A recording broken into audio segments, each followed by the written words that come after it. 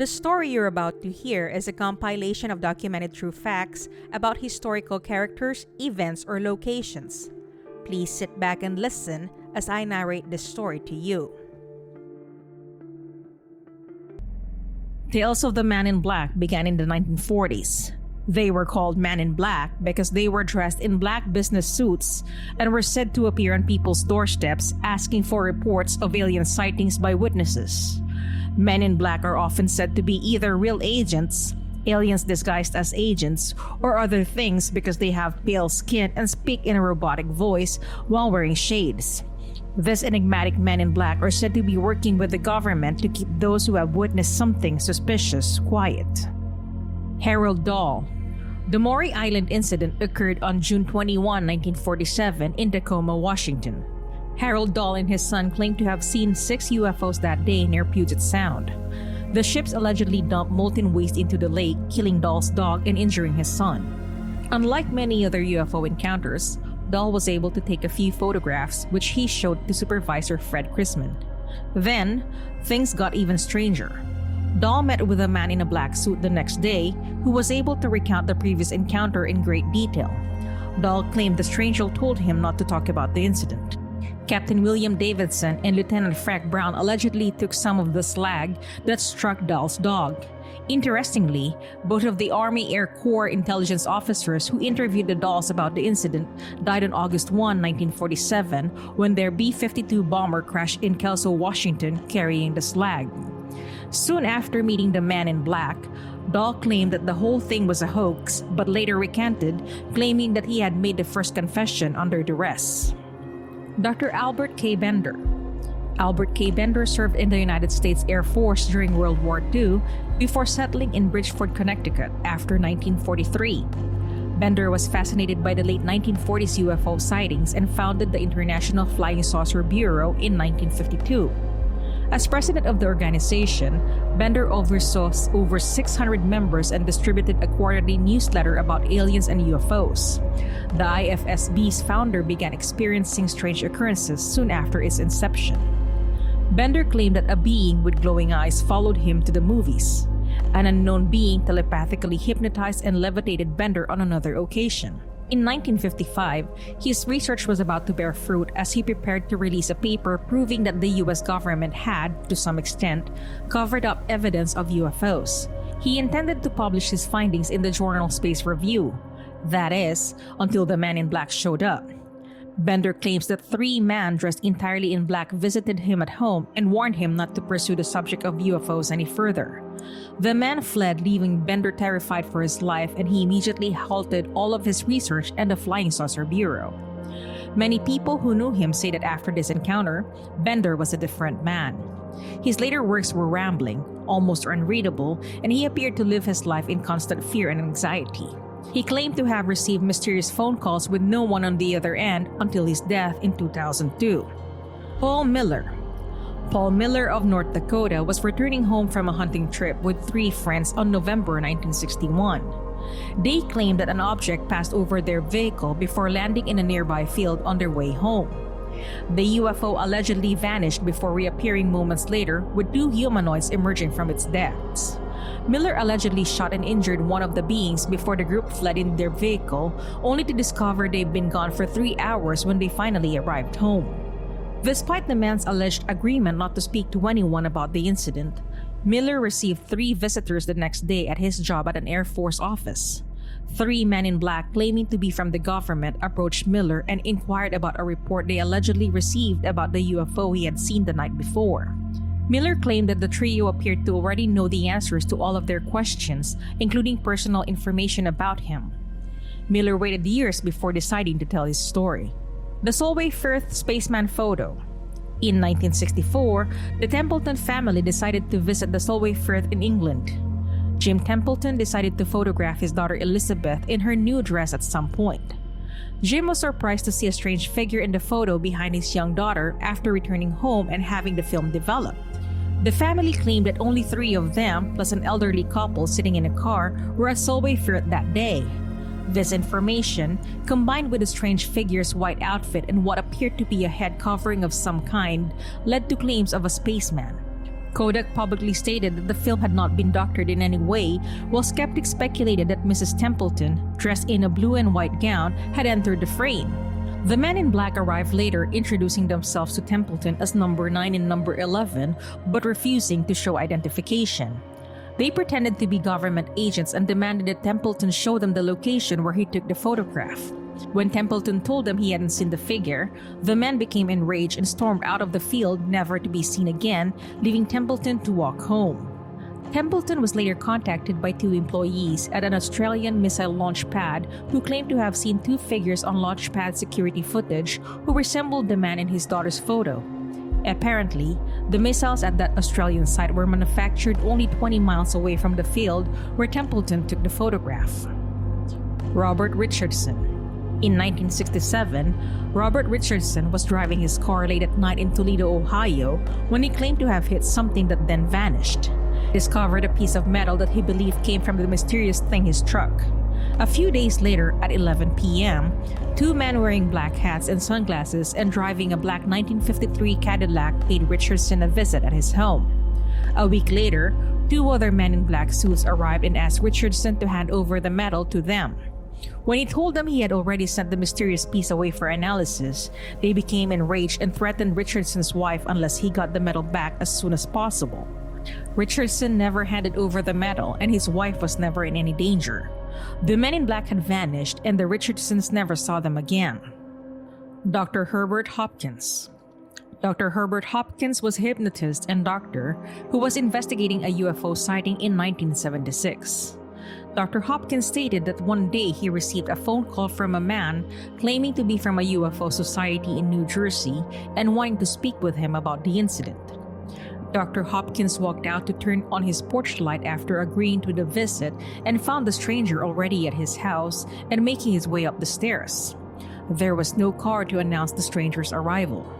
The man was dressed in a black suit and tie and had an unusual facial appearance with no hair or brows, an extremely pale figure, and extremely red lips. Hopkins' dog started barking erratically as soon as the man entered the house. The 2 talked about what happened before the man in black revealed that he knew Dr. Hopkins had 2 coins in his pocket and asked him to take one out. Hopkins nodded and held the coin, a gleaming new penny, in his palm. The man in black instructed Hopkins to keep a close eye on the coin. After a few moments, the coin appeared silvery and then appeared to be out of focus. It then began to fade and eventually vanished completely. Hopkins was informed by the man in black that the coin would never be seen again on this plane. He then inquired about Hopkins' knowledge of alleged UFO abductee Barney Hill. Hopkins responded that he had heard of Hill but was under the impression that he had died not long ago. Hopkins was informed by the man in black that this was correct. Barney didn't have a heart, the man in black explained, just like you don't have a coin. It should be noted that Barney Hill passed away as a result of cerebral hemorrhage. The man in black then gently suggested that Hopkins destroy any UFO-related material he had. After further discussion and a swipe across the face that smeared the red of his lips, the stranger claimed he was out of energy, abruptly ended the strange conversation, and left. A bright light accompanied the man's disappearance, and a subsequent investigation revealed that the New Jersey organization he claimed to be a member of was not real. Dr. Hopkins destroyed all of his work on the UFO case and withdrew his assistance. Professor Peter Rojcewicz. Professor Peter Rojcewicz claimed that he had an encounter with a man in black in 1980 while reading a UFO book in the University of Pennsylvania library. A man in a black suit with pale skin and a gaunt appearance allegedly approached him and inquired about the subject of his book. The professor responded that he wasn't particularly interested, and the man became agitated. He eventually left, leaving Professor Rojcewicz extremely uneasy and worried. He didn't tell anyone about this story until many years later when he gave a lecture on the subject.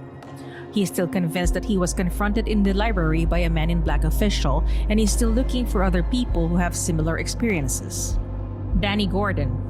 Danny Gordon, a radio personality in Whiteville, Virginia, became interested in a flurry of Wythe County UFO sightings. Several people across the county claimed to have seen strange objects in the sky, so Gordon decided to look into it. At the end of his program on October 7, 1987, he decided to share some UFO sightings reported to police. Instead of being a one-time occurrence, the station received a flood of phone calls from other witnesses claiming to have seen the UFOs mentioned.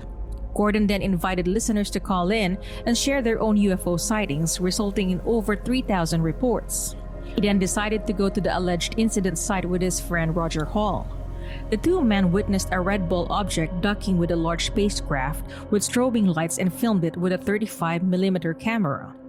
Gordon received a call the night before a planned press conference with his film informing him that the government was interested in his footage, while another caller who claimed to be ex-military warned him that his research could cost him everything and urged him to stop for the sake of his family. Gordon revealed during the October 23 press conference that the negatives of his footage were in his home. When he returned home, he discovered it had been looted and the film negatives had been stolen. Gordon, his wife, and their daughter allegedly had another UFO sighting that he was able to photograph weeks later. He allegedly reported this to the Pentagon, where he was told that yes, aliens exist, but they pose no threat to his town. Gordon claims that on March 19, 1988, he received a phone call from an ex-military intelligence officer with a warning he wanted recorded for posterity. Gordon's son died of leukemia because of his UFO reports, and the government was considering chemical attacks on the Gordon family as a result of his claims. 2 months later, the men in black arrived to question Gordon and photograph his home for a fictitious newspaper article. Gordon discovered all his photos were missing not long after the interview. When he contacted the magazine for information, they claimed they had never heard of him, let alone commissioned an article about him. Gordon had a heart attack not long after, and his doctor warned him that all of his research and stress were endangering his health. Gordon eventually stopped seeing UFOs, which coincided with his alleged collapse from exhaustion because of pressure from interested parties. Gordon abandoned the story and was no longer bothered. Jack Robinson. As they pursued more alien and UFO-related research, UFO researcher Jack Robinson and his wife Mary began to experience extremely strange events. When they returned home, their house had been rummaged through and their UFO files had been disturbed. Mary also noticed a strange man in a black suit and hat peering through the doorway at their apartment. Mary mentioned this activity to a friend who drove over and saw for himself what she was talking about. Tim Green Beckley, a friend, took a photo of the man, which is thought to be one of the most solid pieces of proof of the man in black. William Shearer. On January 15, 1997, William Shearer allegedly witnessed a UFO in Essex. Days later, when Shearer was alone at home, he claimed he answered a quiet knock at his front door to find a 6'4" stranger in a dark suit with similarly dressed companion. The stranger approached Shearer and seemed to speak not from his mouth but from his chest, as his face was turned toward the floor. When the stranger finally lifted his head, Shearer noticed the man's bright red lips and sickly countenance. The couple drove away in a dark sedan. A few days later, on February 12, Shearer answered his door in the early morning hours to find several men in black asking to speak with him about the UFO. The strangers lacked facial hair and were well versed in the specifics of Shearer's UFO encounter. When Shearer turned to answer the phone, the group vanished. Shearer claimed that after that meeting, he frequently received calls with nothing but silence on the other end.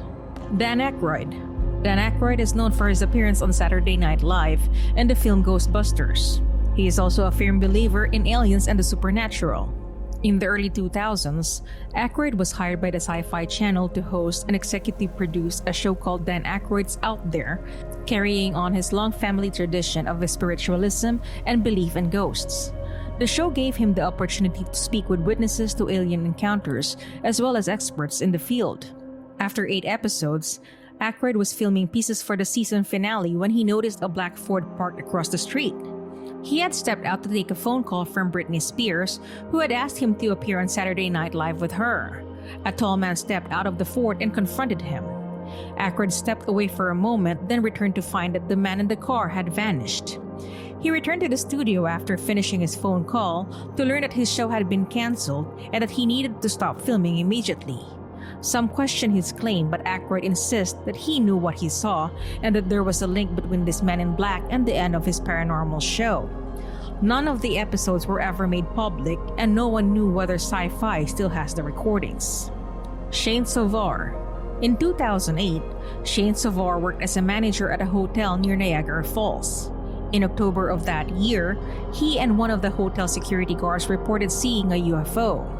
A few weeks later, he claimed that two men in black arrived while he was not at work. Employees at the hotel at that time claimed the two men were looking for Sovar and the unnamed security guard. Those who interacted with strangers said they lacked brows and hair. They never returned to the hotel, but security footage of the man can be found on YouTube. Skeptics argue that the pair could have been anyone walking into the hotel. So, having heard all this interaction with the men in black, the question now is, do you believe? Hey everyone! I just wanted to express how grateful I am that you took time out of your day to listen to my narration.